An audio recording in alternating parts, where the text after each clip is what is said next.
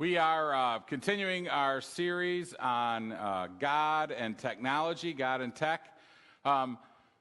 Last week we talked a little bit about screen time. This week I want to talk to you about social media lessons that we can learn. So one of the things that is apparent as you delve into the online world is that there is a lot of negativity in our world. So today I paid attention. I got on my news feed, which is the place that I go to find out information, and I pulled it up. And so I thought, okay, let's see what happens when I pull it up. And I had to go through 28 articles before I got to an article that was positive.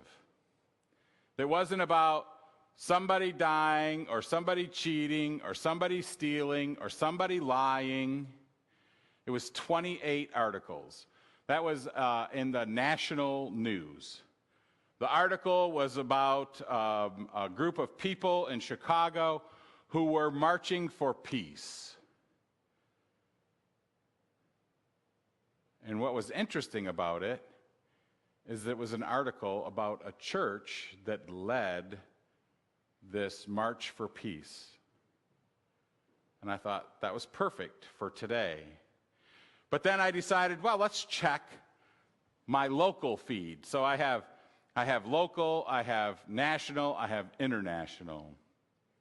I checked my local feed, and the first thing it gave me was something about real estate and real estate sales. And I thought, well, that didn't have very much of a local connection. But I only had to go 3 in to find an article that I thought was more of a positive nature. And it was about a school and about a play that was happening at the school and where you could get tickets and when you could go. It was a kind of a positive influence on our local community. I didn't even open up the international feed. I don't rarely open up my international feed. I get my international news from another source. So, how many of you this week posted something online? Now, it could be a picture of your grandkids. It could be forwarding something to somebody else. You're not going to admit it? Oh, you did? You did? Now, I'm looking at some people here who, okay, all right. I'm seeing some hands fly up because I was going to call some people out who I know repost stuff. But this week, I posted something online for the first time in a long time that didn't have anything to do with church. And it was funny because I think the only people who reacted to it were my kids or family. There was a couple other people, but there wasn't a whole lot. And I thought, well, of course not, because you don't post, so people don't look for your posts, and that's the reason why. And I think I like it that way. I'm one of those people. So really, I don't know if I'm the best person to give this sermon, but the reality is I'm going to give it anyways, because it's a part of this series. So the question is, if you post something online, and it's not a picture of your kids or your grandkids, what criteria do you use when you post that item? So what are the ground rules for you posting that item? And I think that's a really important question. So if you find something that you think that you're passionate about and you repost it, should you be reposting it? And what criteria do you use for that? So I went and I looked and I found somebody whose job it was to advise companies, social media platforms, about what it is that they should post, what it is they shouldn't post, what it is they should respond to when there's negative posts about you or your company or your church. Now, I've never faced that problem because I have a very small social media footprint. I don't post a lot of things. Therefore, I don't have a lot of people saying negative things about what it is that I post. But if you post a lot, you will have people who will put negative comments on your posts. We see these all the time. So if you find something on Facebook and you open it up and you look at the comments, and if it is something that is popular at all, you don't have to go very far down the comments to find somebody who is talking negatively about that. Now, I don't know about you, but for me, if I posted something online and somebody said something negative about it, I would take it personally. It would hurt my feelings. And I think sometimes when we're online, and because we're not face-to-face, there's not another human being right there that you can touch, I think people say things that they wouldn't normally say. I think people say things online that they wouldn't say in person. So I have a friend who I graduated from high school with. I like to keep track of what it is that he is doing. He and his wife have a small business. I like to support his small business by paying attention to what it is that he does online. And I know that if I view it, then it may be viewed by other people, because I know that's how social media works. So I try and get as many views for him, as many hits as possible. But he's one of those people. And I know you all know one of those people. He is a reposter of things. And he is a reposter of things that he feels strongly about. And some of the things that he reposts, I know, are not true. Because I have researched and looked at and read articles about, and I know the thing that he has reposted is completely false. And all of his have to do with politics. And I'm telling you, most of the time, I just skip over whenever he posts anything political. But I still want to stay connected with that friend. He lives in another state. We were friends in high school. And so I put up with all of those things that he posts. But every once in a while, there's another friend of mine I graduated with who will make a comment on what it is that he posted. And pretty soon, there's this battle that ensues. A and B, and they throw political knives at one another from across the room. And it's foolish. It is complete foolishness. They get very personal. They bring up things from when they were children. They're mean to one another. What can I do about that? I thought about that this week. So they were in the midst of one of these back and forth situations. So I private messaged both of them. And I said, hey, you need to stop. He has one view, you have another view. What you say is not going to change his mind, and you both look childish. Cut it out. Boy, did I get in trouble. Spontaneously, both of them told me to stay out of their business. And I thought, okay, I'll stay out of your business. We don't like to be told that we're wrong. And sometimes when we say things online or we say things in a text message, we say things we use words that we wouldn't normally use in person. So as I was looking this week, there was somebody who had 3 things that you need to do before you post or text somebody. 3 criteria. First, should you be talking about it? Are you qualified to talk about the thing that you are going to talk about?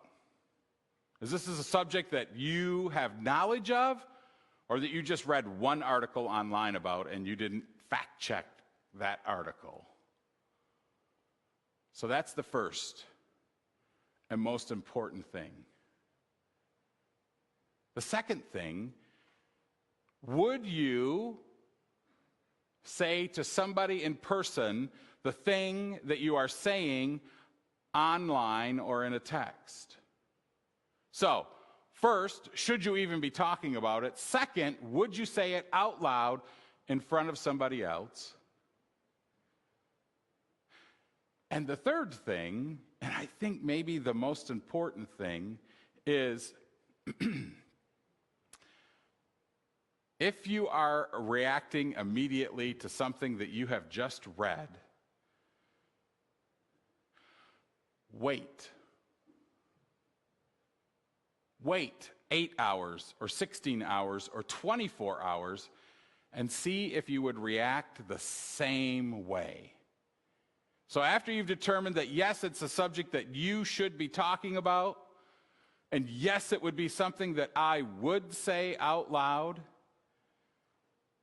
wait. If your response is negative at all, or puts somebody down, or asks somebody to change in some way, wait 24 hours. I wish I had read that information before I instant messaged my friends online about the argument that they were having. I think they enjoy arguing for arguing's sake. And I think I got in the middle of something that they enjoy. And I just need to ignore it. I didn't wait that 24 hours, because if I would have waited 24 hours, I probably would have forgotten.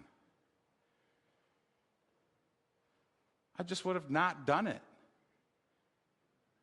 So when you go to post online, first, do you have knowledge, and should you be posting about it? Second, would you say it to somebody's face? And third, if you're posting a response that is negative or is in anger, take a cool down period. Just relax. So, I've talked about negative things. What about positive things that we can do online?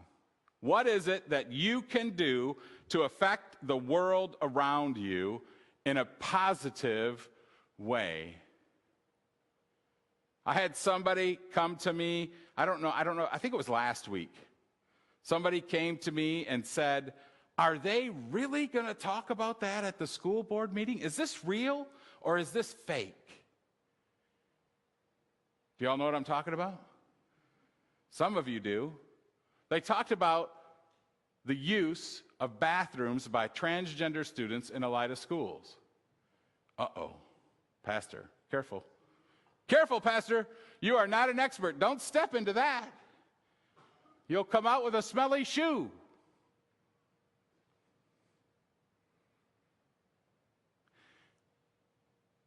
It is a question that I believe in our current climate, if there is a student that it affects, needs to be answered. Rather than it end up being police called to the school, I'd rather us have a conversation about it beforehand, before it's an actual issue. Now, I'm not going to tell you what I believe, and I'm not going to ask you to support a particular point of view. But I am going to say to you, We are a society that has been built on people being able to discuss in an open forum without hatred what is happening in our society, what is happening in our community, what is happening in our world. We have to be able to discuss these things in such a way that allows different points of view, to hear other people. I think that's a positive thing. We saw some negative comments, and there are going to be negative comments. And do I know the right answer? No, I do not know the right answer. I have no idea what the right answer is. And I don't know what it looks like. But by us talking about it, we can affect positive change in our community by just listening to one another. We can affect positive change in our community by paying attention to those things that are positive and not those things that are negative. So when I go through my news feed, when I see a positive article, I click on it. Whether I want the information that's in that article or not, I click on it because I know that my computer, my feed, will learn the information that I like. And it will get rid of negative and it will put in positive. It takes a long time to change that. And so the more positive things that you click on, things that are good in our world, talking about feeding homeless people. Maybe it's something that we need to post on our church website, that we are helping to feed homeless people. Maybe it's something we need to post on our Facebook so that people can like it, so that it begins to show up. Maybe we need to post about, instead of the meal that we're having, the food that we purchased to put into the 5 Loaves food pantry, to feed somebody else. Something that's positive that can go into our world. Maybe we need to post about a ramp that was built so that somebody could get in and out of their house, to get to and from treatment, or because their child was growing and they couldn't carry them in and out of the house anymore, but they needed a ramp and it was built. Maybe we need to post about all of the positive things that we are doing, that you are doing, that I am doing, that we as a church are doing to affect change in our world.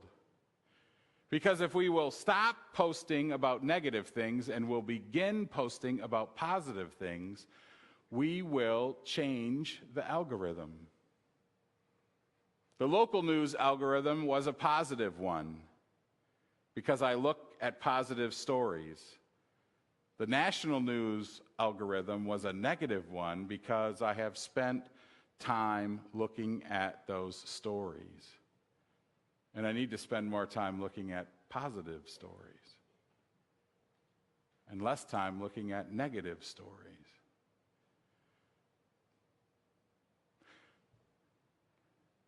So you say, that doesn't apply to us, Pastor. All right, let's talk. So, some of you will remember a man named Billy Graham and the crusades that he had. Do you remember some of the news articles that occurred around Billy Graham? News articles, for those of you who are younger, are articles that occur that are written on paper and are delivered to your door or you purchase in a store. Paper is, that crinkly stuff that you wrap presents in, but they used to print news on it. You can still buy a newspaper in a store, but it's kind of hard. They're becoming relics.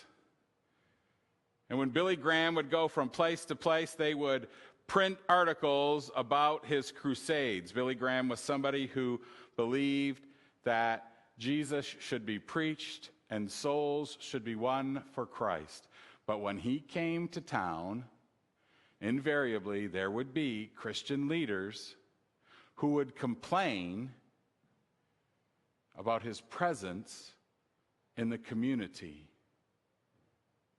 I had a chance to be a part of a Billy Graham crusade in Marion County when I worked there, and I worked towards that goal, and I couldn't believe the number of pastors in my community that were opposed to a man coming in, preaching the gospel, helping people to believe in Jesus Christ, and connecting them with local churches. That's what the Billy Graham Crusades did.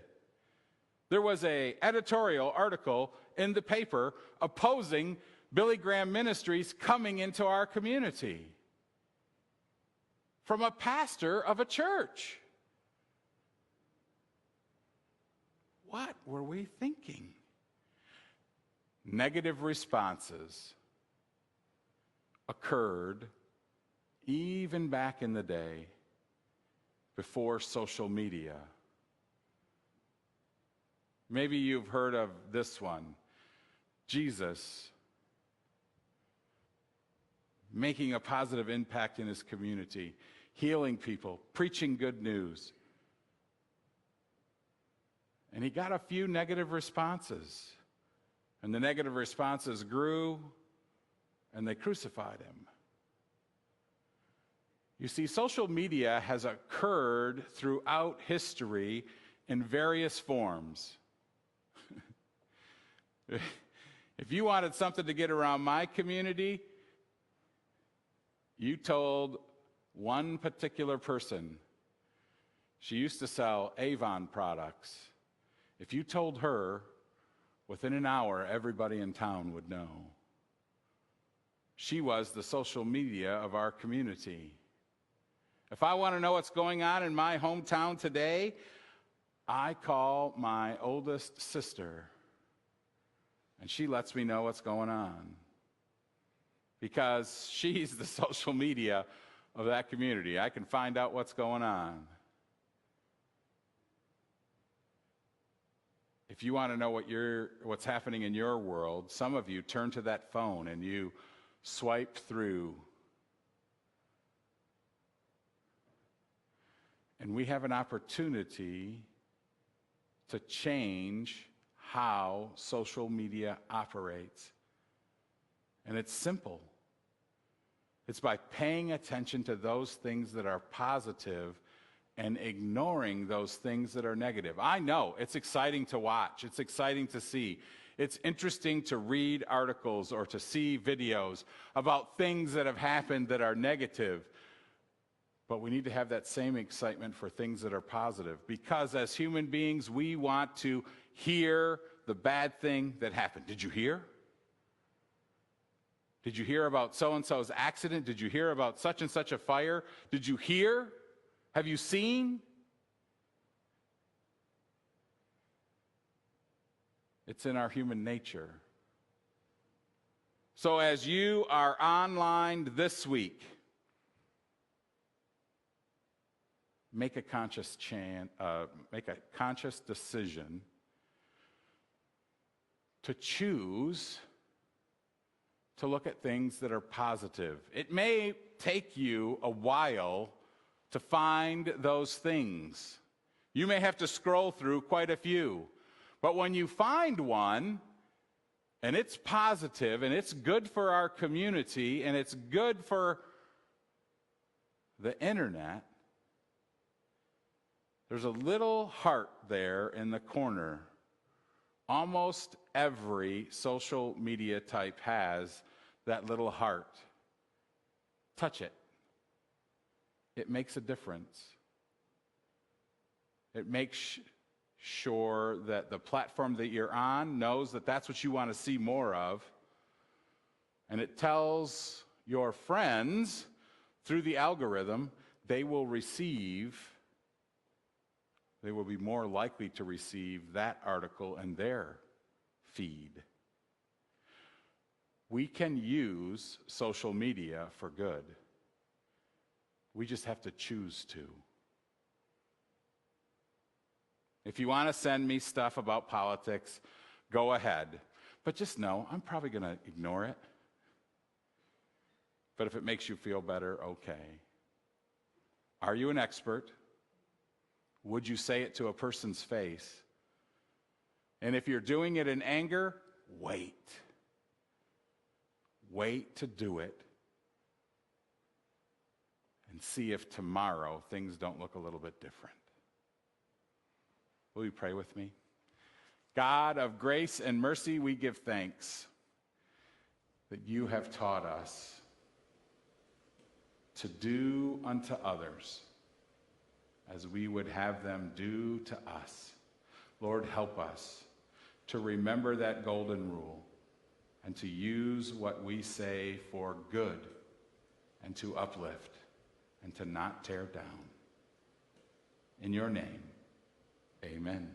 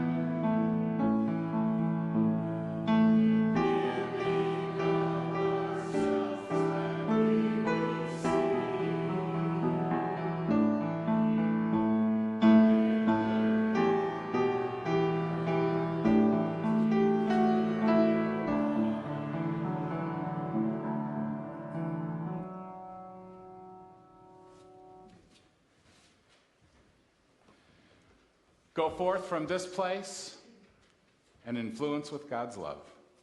Amen.